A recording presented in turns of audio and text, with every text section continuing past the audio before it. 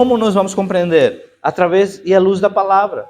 Se a palavra não estiver bem fixa no nosso coração e na nossa mente, nós não vamos conseguir, então, vivenciar a vida abundante que Cristo nos deu como igreja.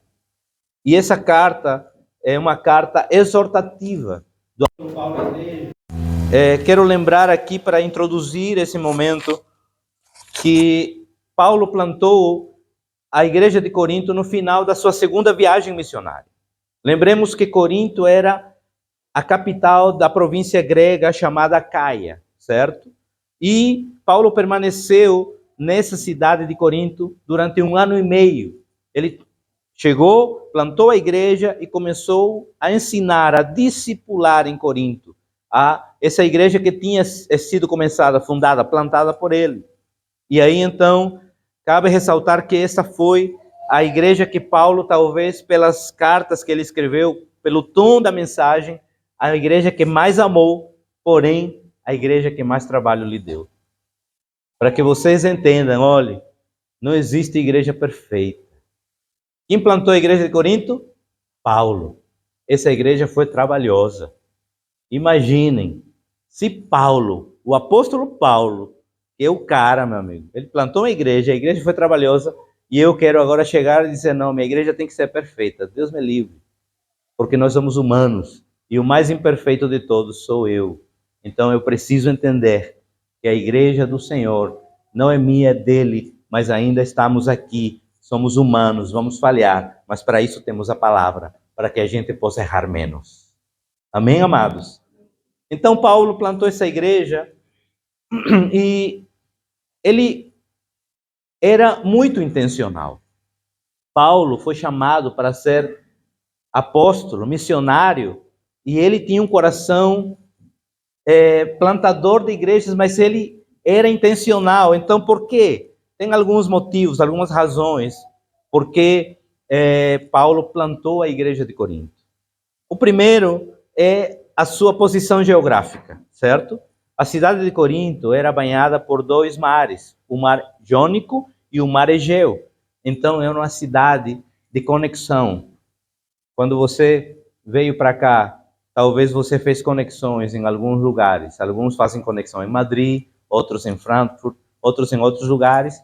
E aí, então, Corinto era uma cidade de conexões. Os navios, que era o meio de transporte usado então, eles chegavam na cidade, desembarcava gente, embarcava gente. Então, o fluxo de pessoas nessa cidade era grande.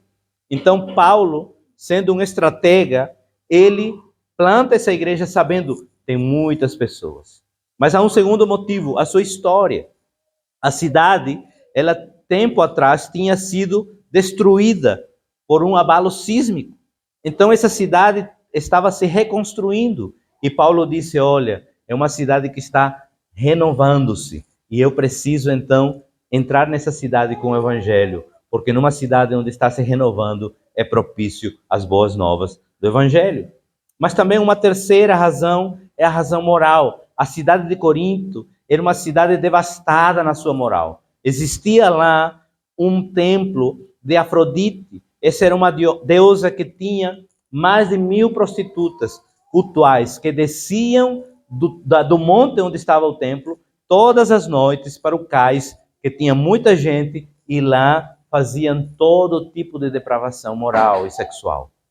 Então Paulo vê essa cidade precisa verdadeiramente do evangelho genuíno, das boas novas de transformação. E a quarta área espiritual. Como vocês sabem, naquele tempo existia a cultura grega e a cultura romana, e essas culturas então misturadas trouxeram também os seus deuses. Então a cidade de Corinto era uma cidade idólatra. Existiam muitos deuses. E aí, então, essa cidade tinha todo esse panorama. E Paulo chega, então, a Corinto na sua segunda viagem missionária.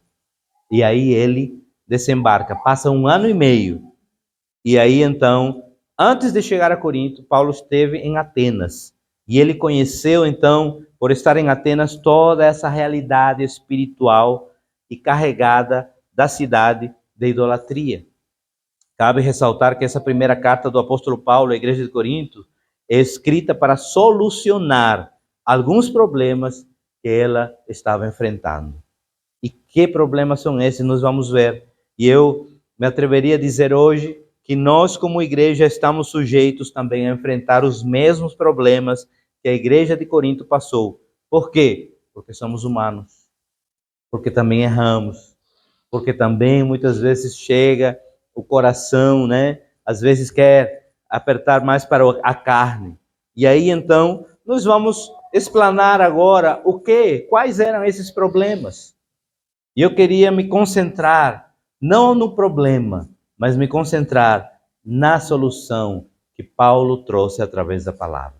Mas para isso a gente precisa, né, citar o problema. Aí então, perdão, ele começa nessa primeira carta, né? Ele vai dizer assim, apóstolo Paulo fala, 1 Coríntios 1, Paulo, convocado para ser apóstolo de Jesus Cristo, pela vontade de Deus, e o irmão Sóstenes, verso 2. A igreja de Deus que está em Corinto, aos santificados em Cristo Jesus, e convocados para serem santos, juntamente com todos os que, em toda parte, invocam o nome do nosso Senhor Jesus Cristo, e Senhor deles e nosso. Graça e paz a vós outros, da parte de Deus, nosso Pai, e do Senhor Jesus Cristo. Aí nós vamos pular agora para o verso 10. Ele vai dar uma saudação para eles, né, de gratidão, porque ele fundou a igreja, ele conhecia a maioria dos que estavam ali na igreja. E aí ele vai dizer: suplico-vos, queridos irmãos, pelo nome do nosso Senhor Jesus Cristo, que concordeis uns com os outros no que falam, a fim de que não haja entre vós divisões. Antes, sejais totalmente unidos sob a mesma disposição mental e no mesmo parecer.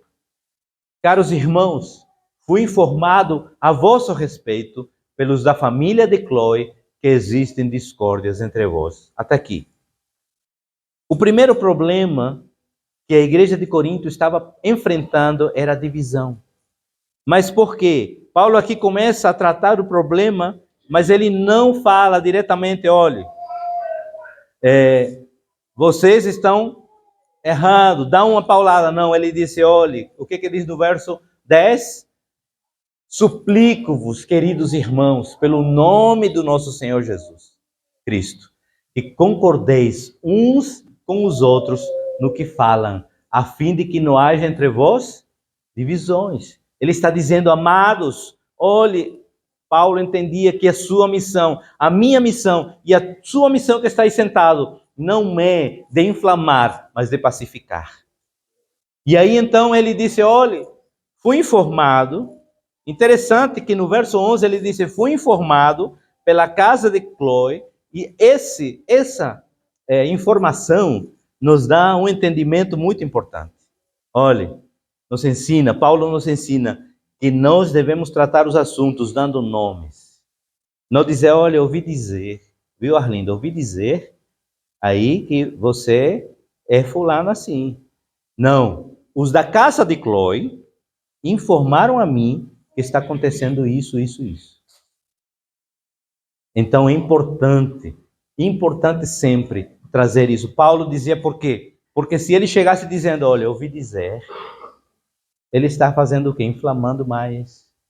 Ele está dizendo, olha, deixou as pessoas, eita, quem falou? Né? Se for mulher, então, eu começar a pensar, né? A mulher já viaja, né? Foi pensando em quem. Não. A gente precisa entregar a palavra que Deus nos deu, mas há nomes. E ele disse, os da casa de Cloe me informaram que existem divisões entre vocês. E aí então Paulo, no verso 12, ele começa. Refiro-me ao fato de um de vós afirmar, eu sou de Paulo, enquanto outro declara, eu sou de Apolo, e outro, eu sou de Pedro, e ainda outro, eu sou de Cristo. Qual era o problema? Que a igreja de Corinto tinha se tornado uma igreja pluripartidária. O que significa isso? Havia o partido dos PP, que era partido de Paulo, havia o partido do PA, que era o PA, que era partido de Apolo, o PCP, o Partido Conservador de Pedro, e o PJ, que era o partido de Jesus. E não se engane, porque você disse assim, olhe, o partido de Jesus era o melhor. Não, sabe por quê? Porque os que eram partidários do partido de Jesus, que não tinha nada a ver com Jesus, achavam que só eles estavam certos. E quem falasse outra coisa contrária a eles, estavam fora do céu.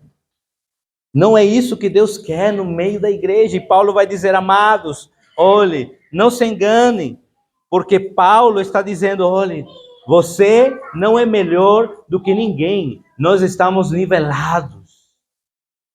Não é porque eu estou aqui à frente e eu repito todo domingo, faço questão de repetir isso. Não é porque eu estou aqui à frente, bonitinho, assim, com esse terno, que sou melhor do que você. Não, nós estamos nivelados na graça de Deus. Eu apenas tenho uma responsabilidade a mais, que é conduzir o rebanho de Cristo. E Ele vai me cobrar por isso. Mas não há nada de melhor em mim.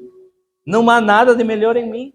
Apenas essa responsabilidade que ao me encontrar com o meu Senhor, quando Ele vem e leva a sua igreja, ou quando eu venho a partir desse plano, Ele me perguntará, o que você fez com a sua igreja?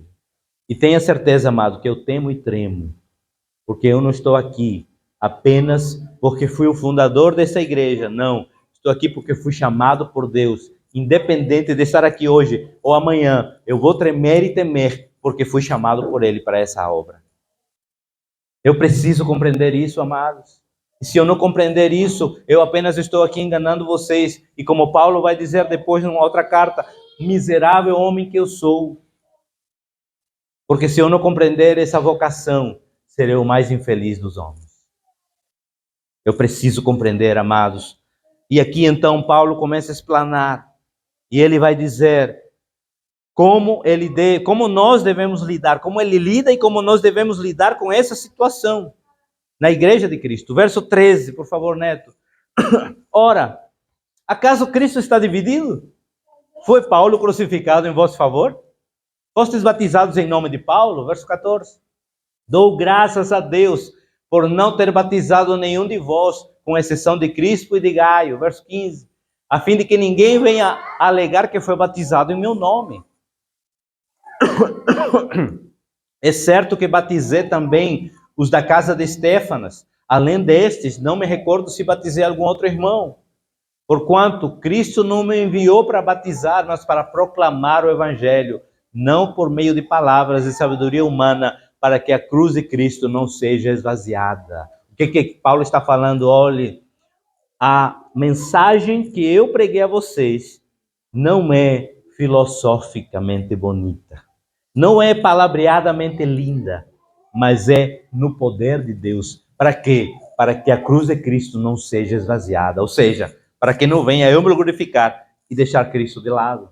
Não, nós precisamos entender, Paulo tinha essa convicção, essa consciência de que ele estava pregando a palavra, mas não por palavras de sabedoria humana, mas no Evangelho que restaura, que regenera, que transforma. Esse é o nosso chamado. E aí Paulo então está dizendo, olha, Cristo está dividido acaso? E agora eu quero pular para o capítulo 3. Vamos para o capítulo 3, onde ele vai tratar melhor desse assunto. Irmãos, não vos pude falar como a pessoas espirituais, mas como a pessoas carnais, como a crianças em Cristo. O que vos dei para beber foi leite e não alimento sólido, pois não podeis recebê-lo, porque ainda sois carnais, visto que compei entre vós todo tipo de inveja e discórdias. Por acaso não estáis sendo carnais, vivendo de acordo com os padrões exclusivamente mundanos? Pois quando alguém alega, eu sou de Paulo, e outro, eu sou de Apolo, não estás agindo segundo os padrões dos homens? É isso que Paulo está dizendo, olha. Ele identificou aqui o problema, mas agora vem a solução. Ele está dizendo, o problema da igreja de Corinto, o problema de vocês é infantilidade e carnalidade. Infantilidade espiritual e carnalidade. E nós precisamos atentar para isso, amados, como igreja, porque não estamos isentos de passar por situações em que nós venhamos a desviar o nosso olhar. E a minha função como pastor, auxiliar da igreja, é poder expor a palavra de Cristo, para que nenhum aqui venha errar. Para que nenhum depois diga, olha, o pastor não pregou sobre isso. Essa é a nossa função aqui, ensinar. E quando você aprende e pode ver, refletir na palavra, e eu quero desafiar você, não fique apenas nisso, vá em casa, leia, medite, veja, releia o texto, por quê? Porque é importante. Seja como aquele cristão de Bereia, aqueles que realmente colocam à prova aquele que está pregando. É importantíssimo. E aí, verso 5, Neto, por favor, ele vai chegar agora com a solução. Ele diz assim, quem é, portanto, Apolo? E quem é Paulo? Servos por intermédio dos quais viesse a crer. E isto conforme o ministério que o Senhor lhes concedeu a cada um. Eu plantei, Apolo regou, mas Deus quem deu o crescimento. Verso 7, de forma que nem o que planta, nem o que rega são de alguma importância, mas unicamente Deus que realiza o crescimento. Paulo está falando aqui, olha, eu não sou ninguém, Apolo não é ninguém, mas quem merece a nossa adoração, nossa glorificação e toda a glória é Deus. Entendam, amados, e quando eu fui analisar, esse texto, Deus começou a ministrar no meu coração. Deixe-me dizer essa frase que Deus ministrou no meu coração. Na igreja de Cristo não tem lugar para celebridades. Na igreja de Cristo não tem lugar para estrelas. Porque a única pessoa que tem que brilhar chama-se Jesus Cristo. Aleluia. Não tem lugar. Porque eu sou melhor, porque eu prego melhor. Não. Quem deve brilhar nesse lugar chama-se Jesus Cristo. Não existe outro. Ele é quem deve brilhar. A igreja de Cristo não está reunida em função de um líder. Amados, amanhã, ano que vem, não sei, vou embora daqui. A igreja que está aqui não está por minha causa. Você não deve estar aqui por minha causa. Você tem que estar aqui por causa do Senhor. Eu passarei. Você passará. Mas as minhas palavras jamais passarão, disse o Senhor. Precisamos estar atentos, amados. Precisamos entender que a igreja está trabalhando para que única e exclusivamente o nome do Senhor seja glorificado. Nesse texto que nós lemos, então, Paulo está dizendo, olha, eu plantei, Apolo regou, mas nem eu nem ele somos ninguém. Quem dá o crescimento é Deus. Se essa igreja hoje está assim como está, amados, não tem nenhum mérito meu. Tudo é obra, glória e graça do Espírito Santo. Se essa igreja for para outro lugar maior, um galpão enorme, tiver 10 mil membros, não é por causa minha, nem do pastor que estiver à frente, é por causa de Deus. Porque Deus tem um compromisso com aquele que quer expandir o reino. É a missão de Deus espalhada para nós como filhos, como discípulos. Amados, e agora eu queria pular para o verso 4. O capítulo 4, perdão. Capítulo 4, verso 1. Portanto, todas as pessoas devem nos considerar servos de Cristo, encarregados dos mistérios de Deus. Paulo aqui, olha, ele está concluindo essa parte e declarando tanto ele, quanto Apolo, quanto Pedro, que considerem eles como servos. E eu estou aqui declarando, olha, amados, quando você olhar para mim, não me coloque, apesar de estar aqui um pouco alto, mas é para benefício que você possa olhar melhor. Não é porque eu estou mais alto, eu quero ficar mais alto. Não me coloque num pedestal. Não me coloque acima das expectativas. Me coloque como um irmão seu, como seu servo. Porque é isso que eu sou. Eu estou aqui para ser servo de vocês. E aí, amados, precisamos compreender essa palavra aí. Servo. existiam 3 palavras no grego. Essa carta do apóstolo Paulo, ele foi escrito no grego. O Novo Testamento, ele é escrito em grego. Então, existiam 3 palavras usadas para essa terminologia servo. A primeira era diáconos, que é aquele que está a serviço de alguém ou dos outros. A segunda é doulos, que é escravo da orelha furada. Mas há uma terceira, que é justamente essa que Paulo usa, que é opereta. Não é muito bonita essa palavra, né? Mas quem já assistiu aquele filme Ben-Hur? Ben-Hur, né? Vocês lembram que tinha aqueles escravos embaixo da proa remando? Pronto. Opereta é aquele escravo que está remando lá embaixo, que é castigado, que é latigado e que ele vai ser condenado à morte, porque nessa condição, o único que espera é a morte. Paulo está dizendo, meus amados, largue de vaidade, porque nós somos operetas, nós somos escravos condenados à morte. Nós estamos embaixo, remando. E sabe o que significa isso? Que quando nós estamos nessa condição, não estamos como capitão, não estamos como tripulação, estamos embaixo fazendo a obra quando ninguém vê, quando ninguém olha, quando ninguém está dizendo, mas o pastor está aí na frente. Mas você não viu quando o pastor estava, esse final de semana não, mas outros sim, limpando o chão, ajeitando as cadeiras.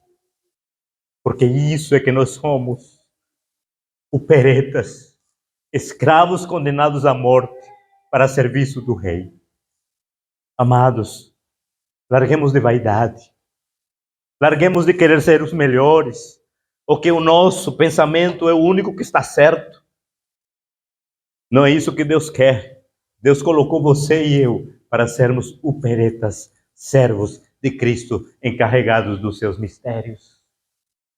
Cada vez que você rema, cada vez que você prega, cada vez que você proclama a palavra, cada vez que você discipula, cada vez que você está remando rumo ao seu destino final, que é a glória de Cristo. Somos operetas. Você e eu fomos chamados para ser servos, remadores inferiores, que mesmo que ninguém esteja olhando, você está fazendo a sua parte. Largue de querer ser visto. Largue de querer, porque a única estrela que brilhará aqui nessa igreja é a estrela da manhã, Jesus Cristo, o Senhor. Não existe espaço para divisões dentro da igreja que está fundamentada em Cristo, amados. Não existe espaço para disse-me-disse na igreja que está fundamentada em Cristo. Não existe espaço nos nossos ouvidos para coisas que venham exteriores, para danificar a unidade da igreja. Feche seus ouvidos, tampe seus ouvidos, feche sua boca e você vai viver em paz, em segurança. E o Senhor vai lhe honrar por isso. Mas há outros problemas também dentro da igreja de Corinto. Obrigado.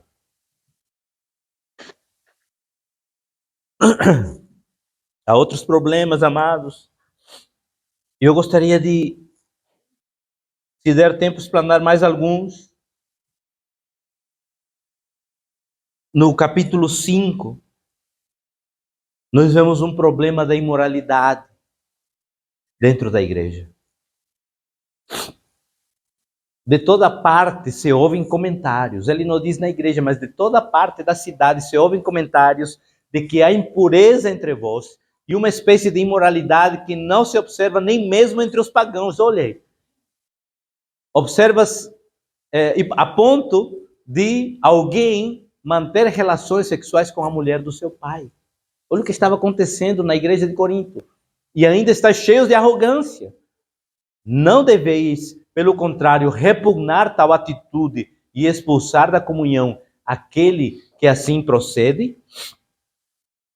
O problema maior, amados, não era o problema do pecado de incesto, porque o filho estava tendo relações sexuais com a sua madrasta. Não era esse o que escandalizava tanto, mas sim que a igreja atuava como se nada estivesse acontecendo. A igreja estava sendo conivente com esse pecado. Esse é o problema. A igreja, ela não pode ser uma igreja inclusiva. Essa terminologia hoje está bonitinha, né? Somos um local inclusivo. A igreja é exclusiva. Exclusiva do Senhor Jesus Cristo. Quando você chega aqui, você pode chegar cheio de pecados. Você pode chegar cheio de prisões, de correntes. Mas esse lugar é lugar de libertação. Aqui cadeias são quebradas. Aqui correntes vêm abaixo.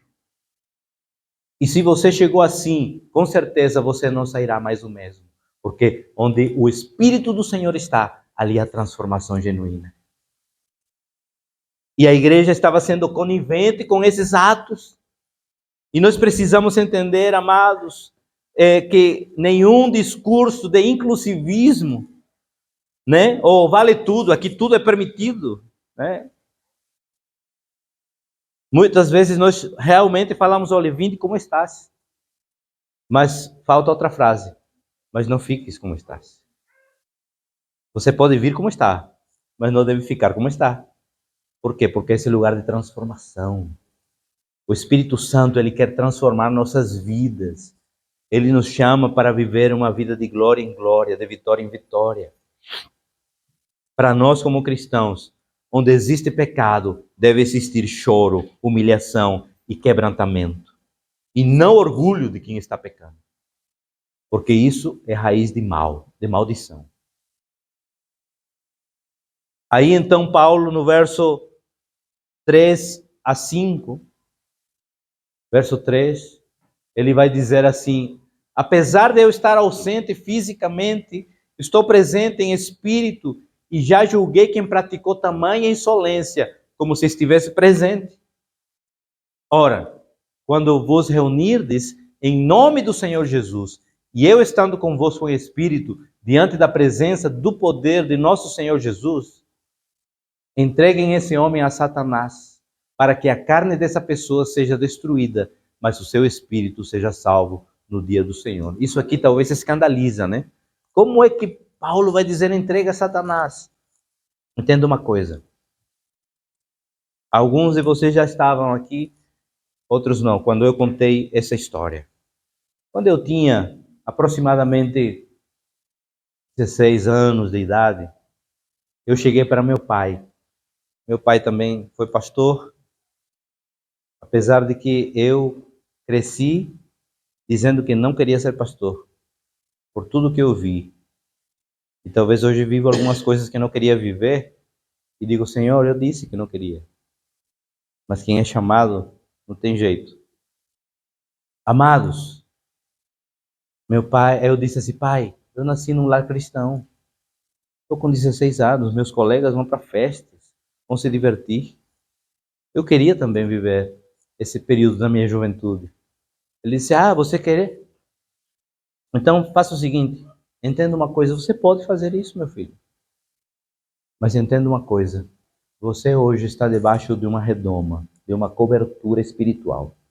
A partir do momento em que você sair, decidir por vontade própria, sair dessa redoma, você está sujeito a tudo que o mundo pode proporcionar a você, mas também as consequências. Ou seja, você está entregue a Satanás. É isso que Paulo está dizendo. Olhem, tirem ele da comunhão da igreja.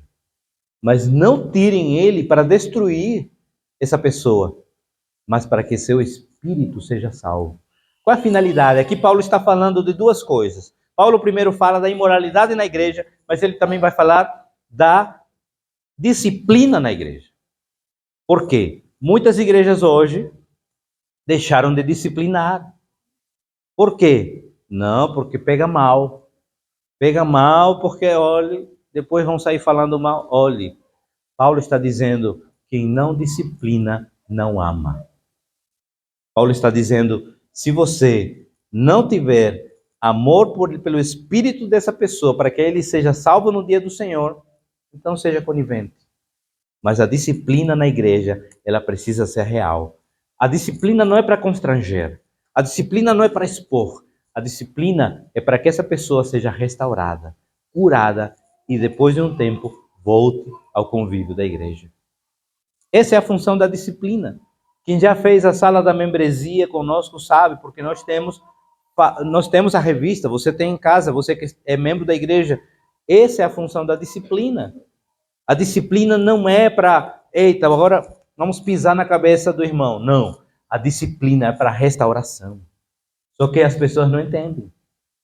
E as pessoas, quando escutam estar em disciplina, se revoltam. Dizem, mas eu por quê? Porque não entendem que é para restauração.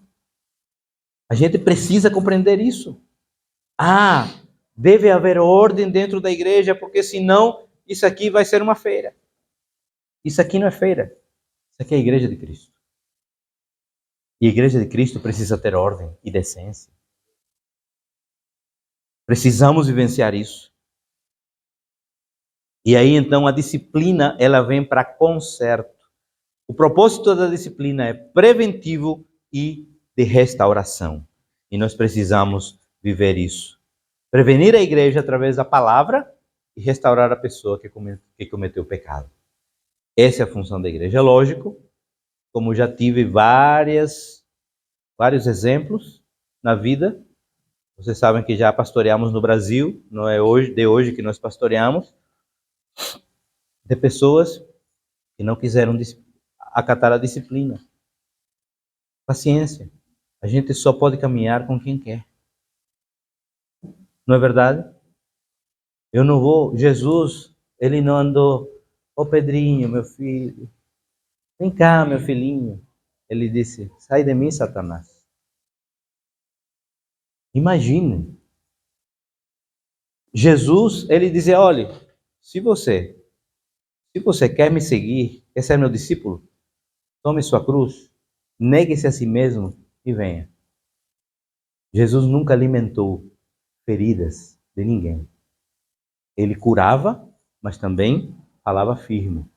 E nós precisamos entender, esse é o evangelho genuíno que nós precisamos. Numa geração, né, que se toca tanto e se dói tanto, a gente precisa voltar ao genuíno evangelho. Ah, porque fulaninho, olha, me olhou assim, tão ruim. Vai orar, meu irmão. Paga o preço. Se ajoelha. Busca. Ah, porque, olha, o pastor falou esse negócio aí, não gostei. Conversa com ele. Agora não fica nas rodas por aí, metendo pau. Converse. Porque isso que Deus quer. Deus quer que a gente possa ser uma igreja unida. Que não, talvez o meu pensamento não é o mesmo de Júnior, não é o mesmo de Ricardo, não é o mesmo de Olavo, mas nós deixamos de lado o nosso parecer para que a glória de Cristo seja evidenciada aqui nesse lugar. É isso? Ah, porque eu queria sapatear. Sapateia na tua casa.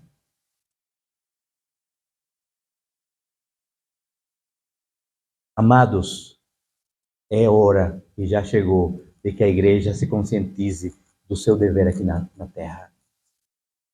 Deixar de mimimi. Geração de mimimi. Chega. Precisamos ser cristãos maduros. Maduros. E a maturidade não vem, porque, olha, já cresci num lar cristão, tenho 40 anos. Não, a maturidade vem com situações na vida e a gente, se não aprender e cair na mesma situação, então você não amadureceu. É por isso que Paulo, lembra que disse, olha, vocês são infantis espiritualmente. Vocês estão ainda no maternal espiritual. Precisa crescer. E Deus nos dá muitas vezes situações para que a gente cresça. E a gente às vezes não entende. Então cuidado, igreja. Cuidado com o que você ouve. Olha, não foi nada combinado com o Olavo. Porque a gente, olha, eu não faço questão de combinar nada. Quem é membro aqui sabe. Porque é o Espírito que conduz a igreja. E o Espírito fala. E o Olavo veio aqui e ministrou sem saber nada assim, do que eu ia pregar. Eu comentei que ia pregar sobre Coríntios? Não. Porque o Espírito quer fazer de uma igreja, esta igreja é uma igreja unida, uma igreja que valorize quem é o verdadeiro pastor dessa igreja, que é o Espírito Santo de Deus. Então, amados, outro problema que tinha, passamos o segundo, né? O primeiro foi qual? Divisões dentro da igreja. O segundo problema era imoralidade sexual. E esse terceiro era disputas em tribunais entre os irmãos. Olha aí, eles estavam, olha, se batendo. Vamos para o capítulo 6. Estou fazendo uma explanação dessa primeira carta para que a gente possa ver. Talvez não dê tempo tudo hoje, mas vamos continuar depois.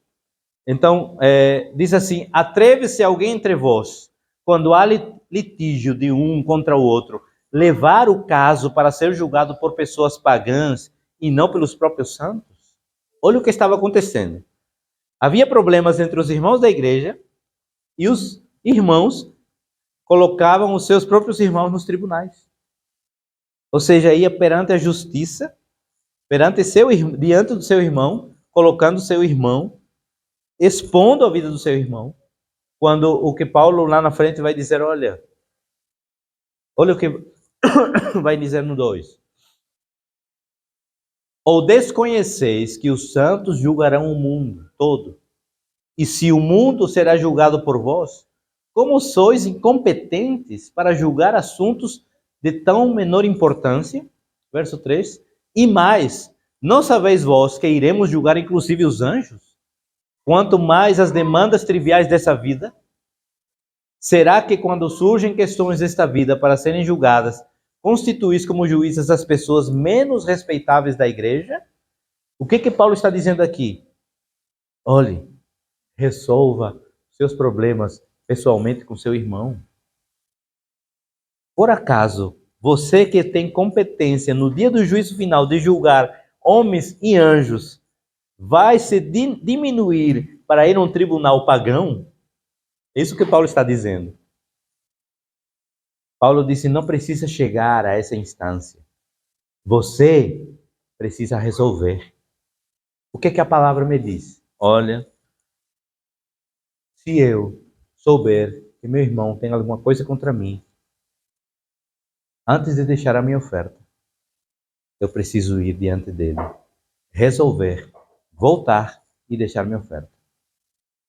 Sabe o que acontece hoje? A gente vai guardando, acumulando. Ah, porque Daniel me fez isso. Aí o outro dia Daniel me fez aquilo. Ah, o Júnior falou assim. Ah, Arlindo fez aquilo. Ah, o Jorge falou assim. E vou acumulando. E depois eu vou soltando. Mas, Júnior, tu acredita que Daniel falou desse jeito, cara?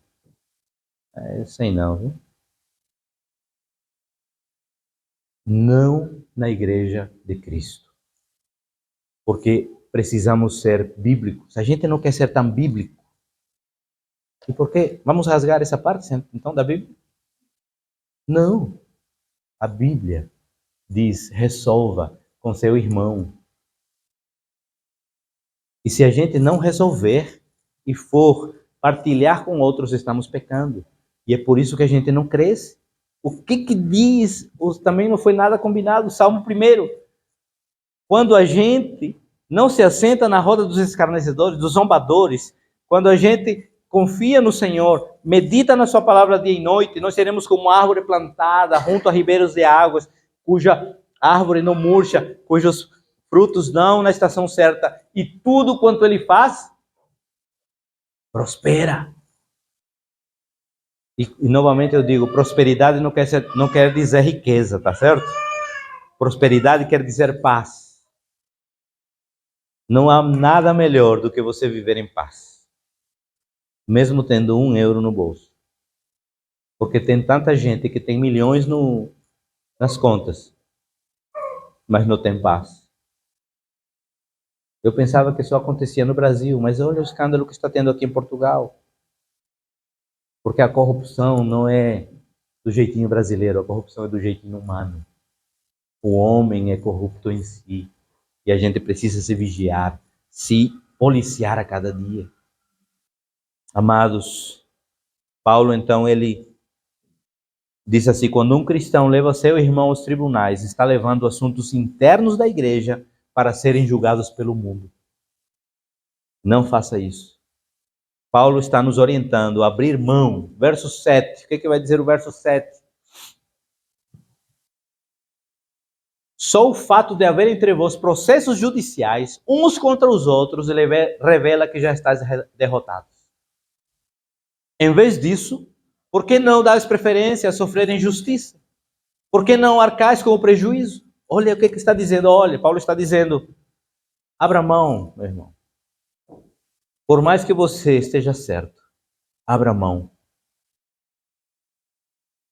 Quantas vezes eu precisei ficar em silêncio? Por quê? Porque eu não sou o meu juiz. Meu juiz é o Senhor. Afinal, tudo que está encoberto, ele é descoberto. Todas as coisas que estão em trevas, quando vem a luz, é esclarecido tudo. Amados, nós precisamos entender, nós não devemos buscar justiça própria. Devemos buscar o justo juiz, porque não tem outro melhor do que ele. Ele julga nossas causas. Ele é quem julga nossas causas. Paulo então nos diz: abra mão, não devolva ultraje com ultraje. Vença o mal com o bem. Vença o mal com o bem. Não retruque. Né? O próprio Senhor Jesus disse: olha, não devolva, não pague o mal com o mal, mas pague o mal com o bem. Ele está fazendo isso, ele está dizendo: olha, igreja, nós precisamos agir desse jeito. Quarto problema é o problema partidário também. Porque dentro da igreja de Corinto, está no capítulo 7, nós vamos ver alguns que acreditavam no celibato e outros que acreditavam no casamento. E cada um achava que o seu lado, que o seu partido era o melhor.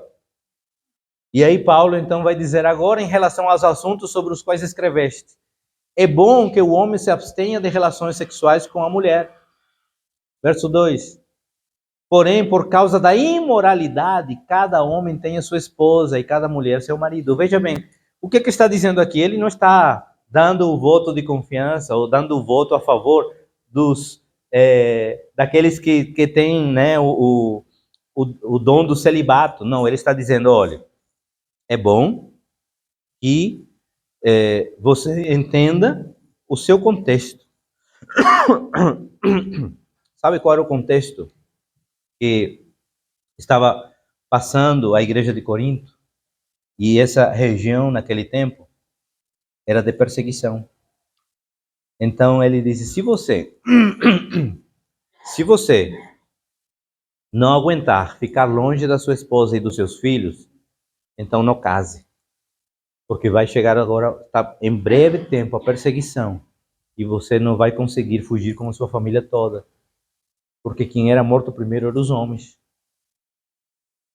As mulheres e os filhos eram tomados pelo Estado e pelo povo que conquistava. Era assim. Então, se você tem coragem de casar e constituir uma família em tempo de perseguição, então você vai arcar com a situação. Olha o que vai dizer no verso 26 a 28.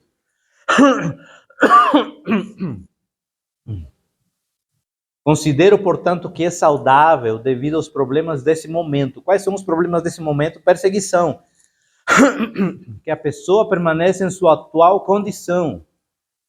Estás casado? Não procure separação. Estás solteiro? Não procures casamento. Justamente porque, por esse momento, todavia, se te casares com essa atitude, não pecas. Da mesma forma, se uma virgem vier a se casar, também por isso não comete pecado. Contudo, aqueles que se casam enfrentarão uma série de dificuldades nessa vida e eu gostaria de poupá-los disso. Ele está falando no contexto que Corinto estava passando. Olha, A igreja de Corinto, ela vai ser perseguida, vai vir uma perseguição e vai ser difícil você fugir com sua família. Então, cuidado. Aí ele está dando a liberdade. Se você quer casar, case. Se você quer ficar solteiro, optou pelo celibato, se você aguentar, né? Paulo está dizendo, fique solteiro. Mas se não, por conta da imoralidade, porque ele sabe, né? Nós somos humanos, somos homens, mulheres, vocês são mulheres. E a gente tem nossas necessidades fisiológicas. E aí muitas vezes, vou ficar solteiro, mas vou lá para o cais, onde tem as prostitutas cultuais, né? Ou vou lá para outro sítio para satisfazer essas necessidades sexuais. Não. Por outro lado, Paulo está dizendo, olha, homem, você que é casado, cumpra seu dever.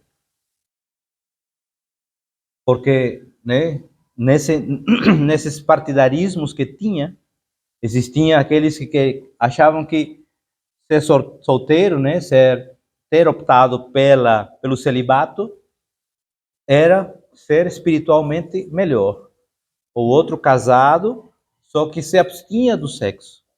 E não é isso que Deus quer. Porque sexo no casamento é bênção. Sexo no casamento é também sinal de prosperidade.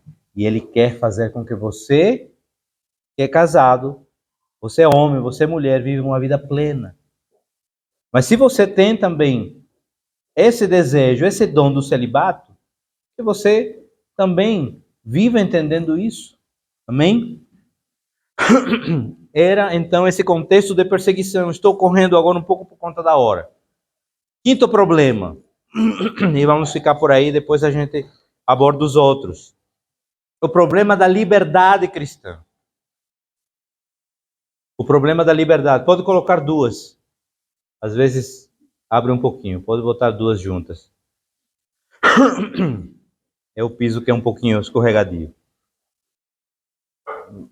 Esse capítulo, esse problema da liberdade cristã vai tratar os capítulos 8, 9 e 10 de 1 Coríntios. Eu vou rapidamente explanar, não vamos nos detalhar nele, mas é interessante e importante porque o problema do limite da liberdade cristã em Corinto era a carne sacrificada a ídolos, certo? Era esse o problema. E aí então nós precisamos entender. Veja aí no capítulo 10, verso 23. Sim, tudo é permitido, porém, nem tudo é proveitoso. Sim, todas as coisas são lícitas, contudo, nem todas são edificantes. Foi também lido aqui, né? Olhe, tudo é permitido, mas nem tudo é proveitoso. Todas as coisas me são lícitas, contudo, nem todas são edificantes. Então, esse é o problema. É o limite da liberdade cristã. E aí esse limite estava sendo justamente destruído por conta do pensamento de alguns que não poderiam, né, comer carne sacrificada a ídolos. Mas veja bem, voltando para o capítulo 8, dos versos 4 a 13, nós vamos ver um detalhe importante. Portanto, no que se refere à comida sacrificada a ídolos, temos pleno conhecimento do que o ídolo não tem o menor significado no mundo. E que só existe um Deus. Pois, ainda que haja os chamados deuses, quer nos céus, quer na terra, como de fato há muitos deuses e senhores, para nós, contudo, há um único Deus, o Pai, de quem tudo procede e para quem vivemos, e um só Senhor, Jesus Cristo, por intermédio de quem tudo o que há veio existir e por meio do que também vivemos. No entanto, nem todos conhecem essa verdade. Alguns ainda estão acostumados com os ídolos. Comem esse alimento como se fosse um sacrifício idólatra. E como a consciência deles é frágil, deixam-se contaminar. Ora, não são os alimentos que nos fazem aceitáveis diante de Deus. Não nos tornaremos piores se comermos, nem melhores não nos tornaremos piores se não comermos, nem melhores se comermos. Contudo, tendes cuidado para que o exercício da vossa liberdade não se torne um motivo de tropeço para os fracos. Paulo está dizendo, olhe, entenda uma coisa, não seja legalista. Não seja legalista, a ponto de apontar o seu irmão ou de ser pedra de tropeço para os fracos. Portanto, se alguém que tem a consciência fragilizada vir a ti, que tem esse conhecimento, comendo à mesa no templo de ídolos, não será induzido a se alimentar do que foi oferecido em sacrifício a ídolos? Ou seja, você não será má influência para esse seu irmão que tem a mente mais fragilizada, que é ainda imaturo? E assim, esse teu irmão mais fraco, por quem Cristo também morreu, é destruído pelo teu conhecimento? Portanto, quando pecas contra teus irmãos dessa maneira, ferindo a consciência fraca deles, pecas contra Cristo. Esse é o cuidado que a gente tem que ter. É o cuidado. Ah, mas eu gosto de beber um vinho, pastor.